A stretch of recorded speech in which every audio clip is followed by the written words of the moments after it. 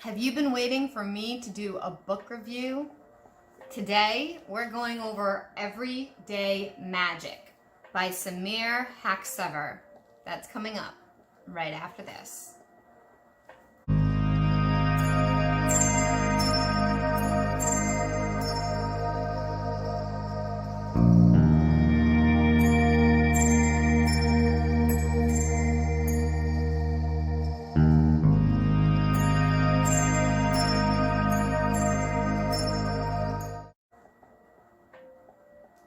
Hey everybody, welcome back to my channel. For those of you that are old friends, welcome back. For those of you that are new, thank you for joining me. My name's Mel, and I try to post new YouTube videos that are spiritually based, witchcraft based, tarot, of the like, every week on Wednesdays. So today, I've been promising my viewers a book review, and there will be many more to come. But today we're going to start with Everyday Magic. And I read and reread this book multiple times to try to really wrap my head around it to give you guys an honest review. At the time of filming, it is June 12th, and I want to be clear, I am not affiliated, I am not being sponsored, I'm not being paid for this review, okay? So I have organized my thoughts in notes right down below the camera, so you're going to see me looking down. And for those of you that don't know, I am just on my phone or videoing, so you will see text flipped, but at the very end of this video, stay tuned and I will give you some proper non-mirrored videoing of the book, parts of the book, key parts, okay? So this person, this author, I'm not quite sure if I'm saying the name right. It's Samira, I think, Haksever. I've never heard the name pronounced before, so I hope I'm doing it okay. I'm not a very great person with pronunciation.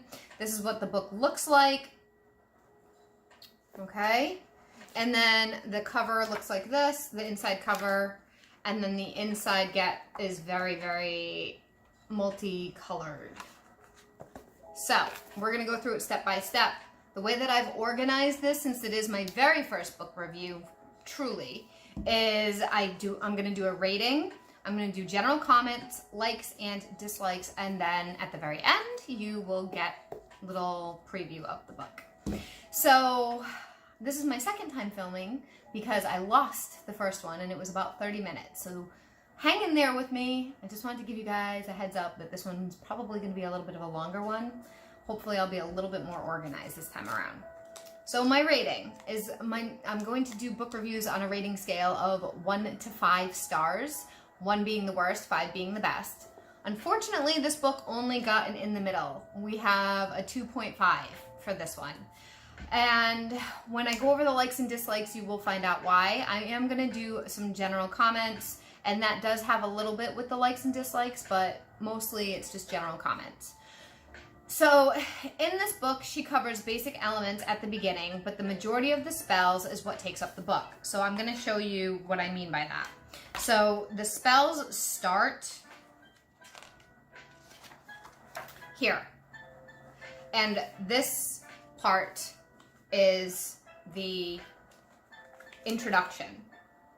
Okay, so compared to each other, it's much more spell-based than it is content-based. Okay, it's mostly spells, almost entirely spells. There's very little content here, and it doesn't go very deep. So most of the spells seem to be, and the reason why I say seem is because I am not a major, advanced, knowledgeable person about this content. They seem to be hoodoo based or hoodoo inspired. No references were given, so I don't 100% know, and I don't have a huge background knowledge on hoodoo, but I know a little bit, okay? It talks about spell accessories like moon water, black salt, moon salt, and mojo bags, but in her spells, she mostly covers essential oils, herbs, and crystals. It talks about cleansing dry herbs with smoke before spells, and we will talk about that after. It talks about getting into a headspace before spells, which I don't love the way that this is described, but the concept is good.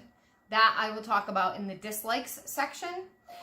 Covers days of the week correspondences with planets and energies. I didn't double reference that and make sure like everything is all perfect and lined up. I didn't have time to check that, but it does cover it.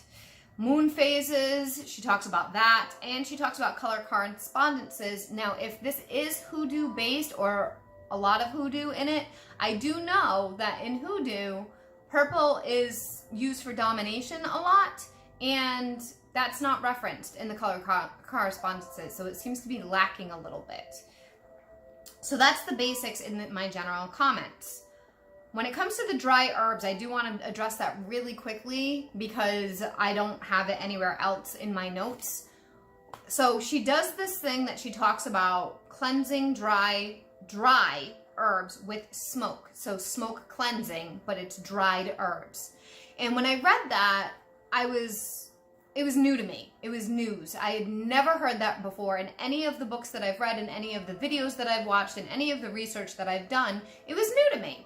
And that's fine because I am human and there's only so much information that I've come across in my witchcraft journey, and there's still so much to learn. So I reached out to some of my friends that are a little bit more diverse, that have a little bit more longer history background in the witchcraft world, and said to them, and it was a plethora of friends, have any of you guys heard of this? And out of all of my friends, only one had. And everybody was no. And one had. And the one person who had is somebody who has hoodoo background and indigenous background. And she said that the indigenous tribes do this. So that confused me a bit because this book references both Wicca background information, indigenous background information, and hoodoo background information. But it doesn't clarify any of it, so it's all jumbled together. And that's fine. You can be an eclectic witch that does all that stuff together, but she doesn't talk about why or how or where it comes from. So that, you got to kind of clarify that a little bit. So I was just like, oh, okay, that's interesting. So just food for thought for you guys. Now, here's my likes. She does cover a super brief witchcraft history, and I'm putting it in air quotes because it's so brief that it's literally like, witches have been around for thousands of years. It's like this little page. It's very small. So witches have been around for thousands of years, and they used to heal people, and they were healing people, and blah, blah. It was very, very minimal. It was very surface, not deep at all. She talks about sigils, which I love. She talks about how to handle charcoal bricks, which I've never seen in a book, and I don't know if she just used that as a filler or what's going on there. She talks about, there is a huge variety of spells. She briefly mentions how to start, how to get started, how to begin your spell work, how to begin your journey, but it's really just, how do you begin your spell work? She talks about how to dispel spell remnants. She does seem to be UK based by the spellings of things and the word use. So how to get rid of, how to dispose of spell remnants, which I like because some books don't talk about that, but she was very vague and she didn't clarify that every spell is different.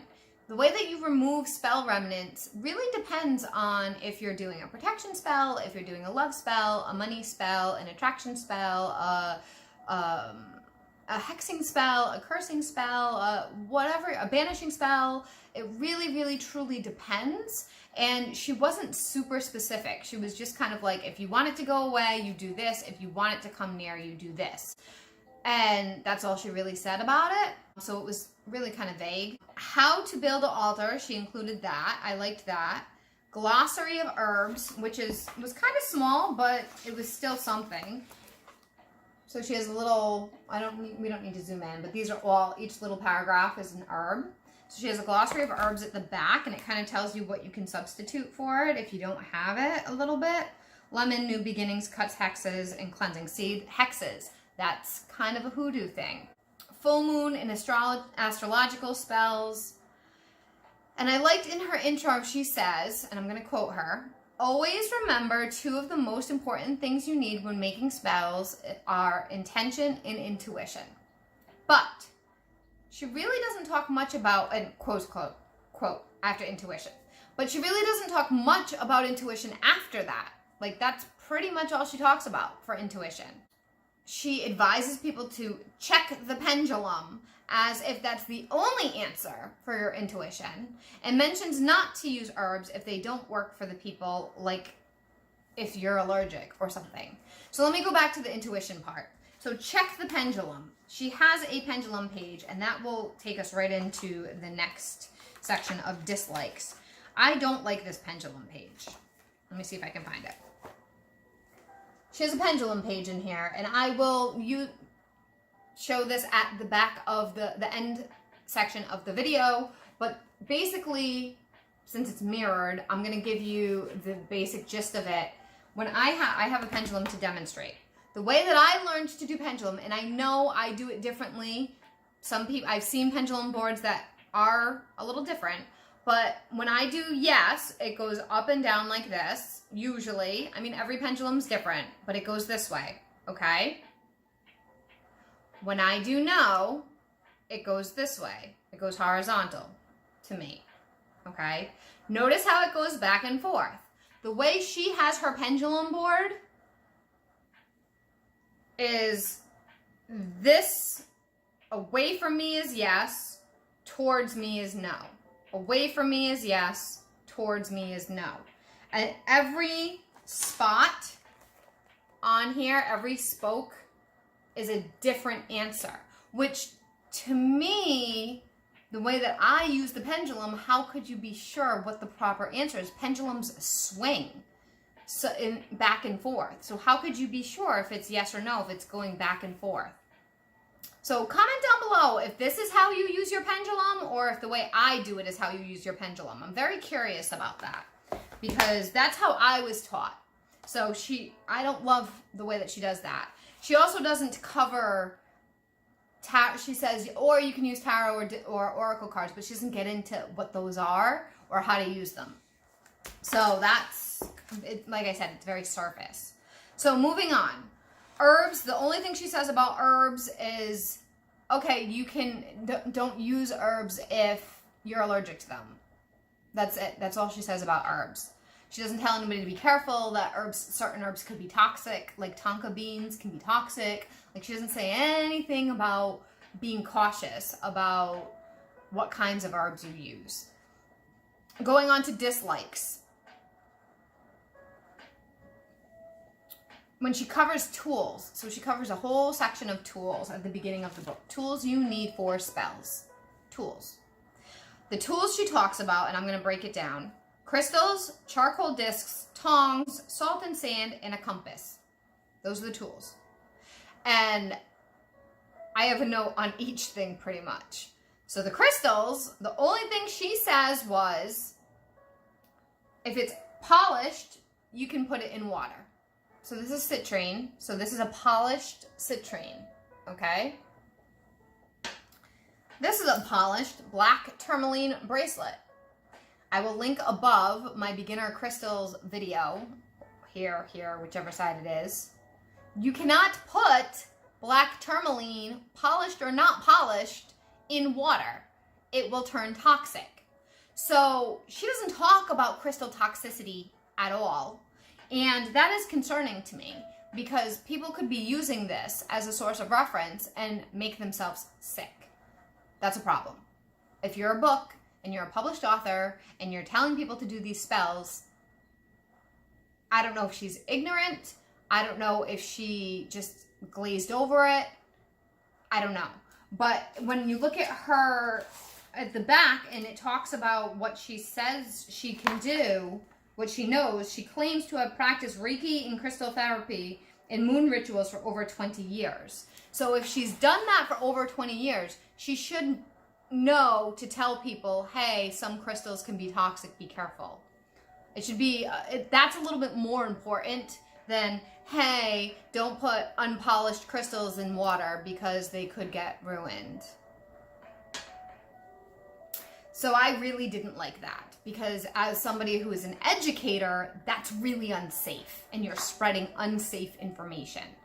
And I mentioned that in one of my other videos, and I can't remember what it was, but that was what I was talking about, that I saw that in a book, and I saw it in another book too, and I just...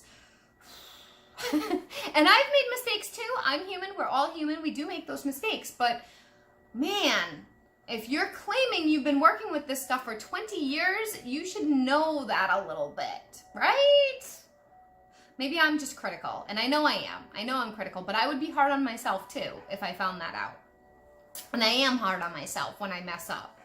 So those are the kinds of things that you don't want to mess up. Like, it's okay to make mistakes in witchcraft, but you do not want to be encouraging people to make mistakes that you're going to poison yourself.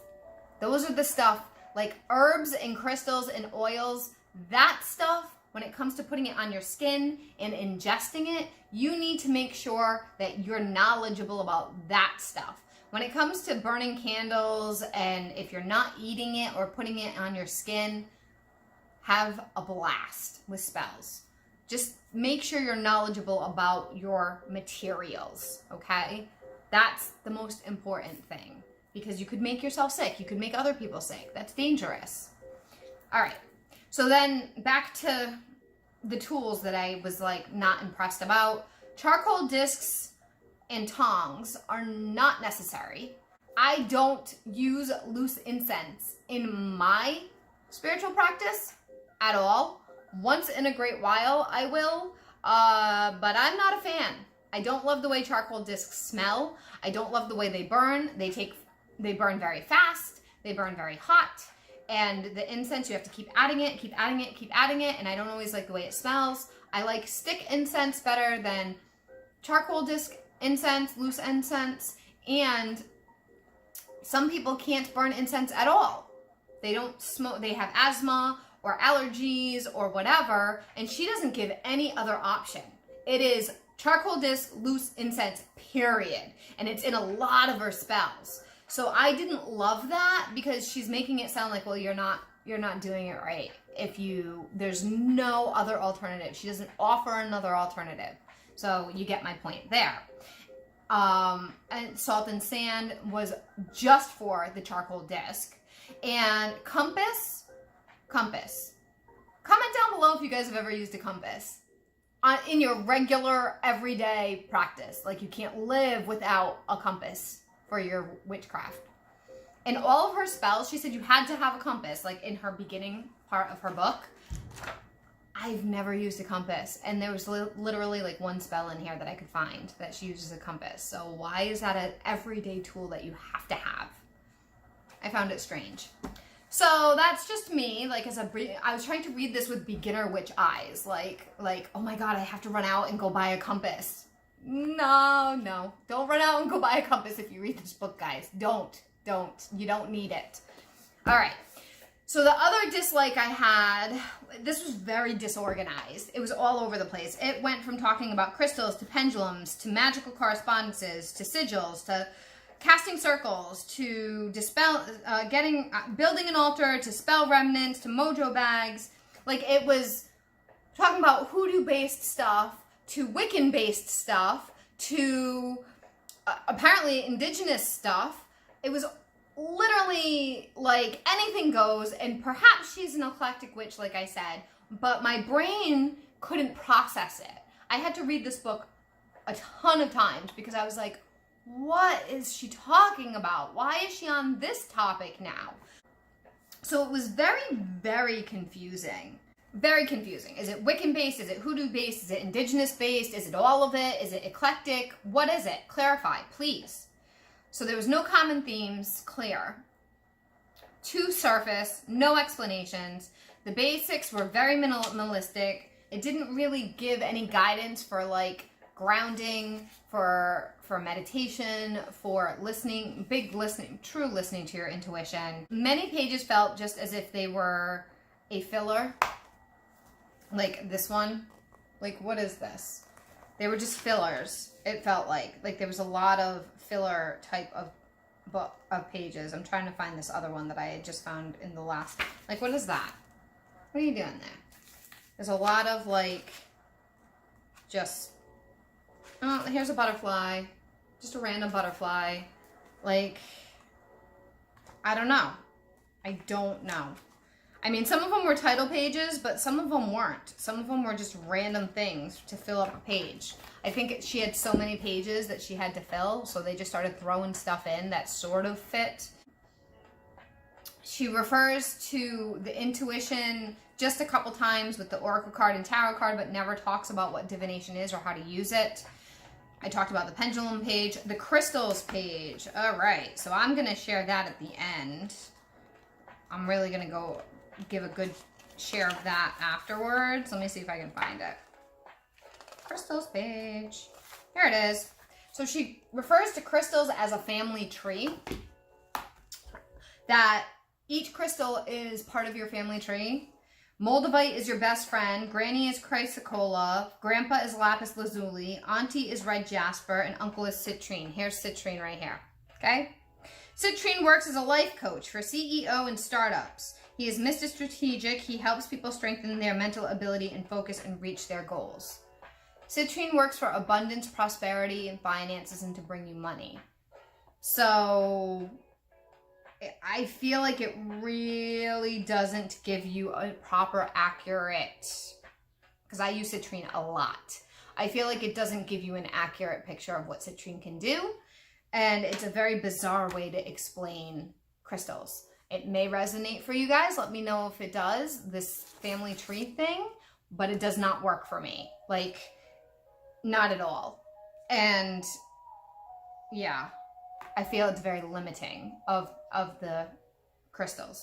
The other thing she talks about is the headspace that I wanted to go over. So she talks about being in a headspace for spells, which is wonderful. You should be in a good headspace when you sit down to do a spell, right? Here's where my issue is with that. The way she describes it is that you should be dressed up. And I know in hoodoo, I think, and I could be wrong because, again, I don't know a ton about hoodoo, but I'm pretty sure in hoodoo, certain rituals, or maybe all of them, they dress in white, I think. I read one book on hoodoo because I do want to know more about all practices. But I feel like that is something that they do, that they get dressed up or they wear certain spiritual garbs for their practices, for their spiritual practice. I do, before spell work, try to shower if I have time. But if I'm in a rush and there's something I really need to do, I don't stop to dress up. I don't stop to shower. I don't stop. I gotta get this spell done. I gotta get it out. I gotta get it done. Like I have, there's a truth spell that I use a lot from The Witch of Wonderlust, from Olivia from The Witch of Wonderlust, that I love. And I use it to charm jewelry, and I use it to charm crystals that I use. And there's some times that I need to refresh that jewelry, and I don't have time to take a shower. I have to sit down and get this done because I have somewhere to go, and I got to charm this jewelry before I leave the house because I'm going somewhere, and I want to make sure these people are honest with me. So, yeah, the whole concept of you need to be really dressed up and have a full face of makeup and be beautiful, and that's your headspace. I really am not on board with that. It's more, you need to be meditated. You need to be grounded, you need to be visualized, you need to be calm, you need to be centered. You need to be in that kind of headspace. Because if you're chaotic, if you're anxious, if you're angry, if your energy's all over the place, that's what you're gonna get for your results of your spell. So she doesn't talk about any of that. She talks about feeling pretty and looking pretty. That's what she talks about. So I was not a fan of that description. She also doesn't, and I said this already, doesn't give any references throughout the book. She doesn't talk about where she got the spells from, where she got the information from, where her background is from. She doesn't talk about any of that. I mean, she has Reiki, but that's not hoodoo based. That's not indigenous based. That's not Wiccan based. Just talk about any of it. So I don't understand where all these spells came from. These spells are mostly hoodoo. They talk about come to me spells. They talk about love oil, stop potion, send somebody away, reversing hexing, spiritual cleansing, travel spell, hot foot, protection, hoodoo protection spell. All of that is hoodoo from what I'm aware of. There's some hexing in here, lucky oil, and then there's smudging a house, and even the spells are chaotic. I tried to do one spell that was in the book and got 0 results, and it could be me, totally could be me, but the majority of my spells work, and they work fast. So maybe it was me, maybe it was the spell, I can't say, but yeah, I don't know. I'm just gonna say I'm not impressed. I'm not impressed with the spells. I'm not impressed with the book. I'm not impressed. And there's 0 references. So are you ripping off people? Every book that I've ever read has references at the end of it. So it's very strange to me that there's no references. So we get a 2.5 because there are a few things in here I like, but the majority of it I'm not in love with. And I don't know who this person is or what their background is of witchcraft, or why they would be writing a hoodoo book, or a hoodoo, Wiccan, witchcraft, indigenous book. So comment down below what you think about what I've said. And I'm being harsh. I know I am. So I want to be clear about that. That's the Scorpio in me. I am very critical. I can be. I'm hard to impress. That's me across the board. I'm hard to impress. I'm like that with people. I'm like that. So I am very like Inspector Gadget, like gotta check things out, and is this held up to my high standard? And I hold myself up to high standards as well. So if I screw up, yeah, that's a thing. But with magic, generally you can play around with it as long as you're not stealing from people, as long as you're not taking from cultures. And if you're taking money, though, you need to give proper references to where you're getting it from, and you need to be making sure you're protecting your clientele. So when it comes to toxicity and things that are dangerous, you need to make sure you're telling people, be careful about crystals, be careful about herbs, stuff like that. So I hope this helps you guys. Stay tuned. I'm going to do a few little zoomed in things, and let me know if there's any other books you're interested in. I'm going to do some better ones coming up in a couple of weeks. I'll do some more fun videos instead of something that's this long, and I will see you guys all in the next one. Bye. Okay, everybody, I am going to try to do this by hand because my tripod doesn't want to stand properly. So this is what the book looks like. And then this is the inside cover. I do apologize if this is shaking. This is the first page that I was going to show you. This is about the tools. And this is where she talks about cleansing your herbs, smoke cleansing your herbs. So you can pause this and read this if you like. And then this is the whole hot charcoal thing. And then the next page that I marked off to show you guys was the magical correspondences. But it's magical correspondences. So this says magical correspondences, but it doesn't talk about what it is. And then it says days of the week. So it's, to me, it could be better organized. So this is the days of the week. You can pause it and look at it. And then this is colors. And here's the crystal family tree. So I'm going to zoom out. Let me move my sticky note for you. This is the crystal family tree I was talking about. So you guys can pause it again and look at it. I'll try to keep my hand still. So it's very bizarre the way she has it set up. I found it weird. Please comment below if you like this setup, if you like this concept. I was not a fan, obviously. And then the last one was that pendulum page that I was talking about. And that's pretty much it. That's the nuts and bolts of it. In the back, it's just an index. Sorry, I'll zoom out. A little about the author, and then the glossary of herbs that I was talking about. And that's it. There is literally no references. This is the publisher information.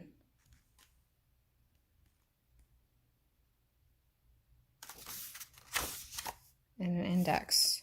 No references. So, and this is the back of the book. So that's it. Oh, and I bought it for $14.99.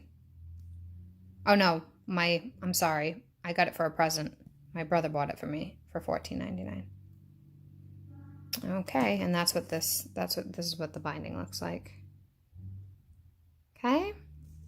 But I don't love the colors either. I think I forgot to mention that, how the colors are weird. There's like no rhyme or reason to the color coordination. It's just random colors. Okay. That's everyday magic for you guys.